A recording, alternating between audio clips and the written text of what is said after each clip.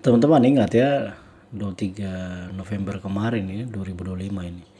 Ada rapat di Hambalang. Bapak Prabowo katanya marah besar sekali. Kita juga udah dengar soal latihan tempur TNI di Morowali. Tapi teman-teman, kalau kita tarik napas sebentar dan berpikir jernih, ada satu pertanyaan besar yang bikin ganjel.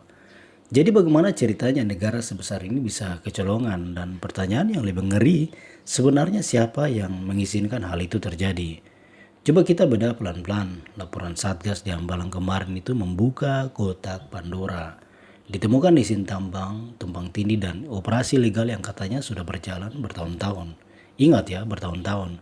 Artinya ini bukan kejadian yang baru muncul kemarin sore. Ada proses pembiaran yang panjang di situ. Ada sistem yang diam saja saat alat berat mengeruk tanah negara tanpa aturan yang jelas. Nah, yang paling bikin geleng-geleng kepala itu kasus di Morowali. Bayangkan ada bandara di kawasan industri strategis tempat keluar masuk barang dan orang asing. Tapi tidak ada pos bea cukai, tidak ada imigrasi, bahkan aparat keamanan kita juga susah masuk ya katanya begitu. Pertanyaannya sederhana, siapa dulu yang tanda tangan izin pembangunan bandara ini? Siapa pejabat yang beri lampu hijau bandara itu beroperasi tanpa pos negara di dalamnya?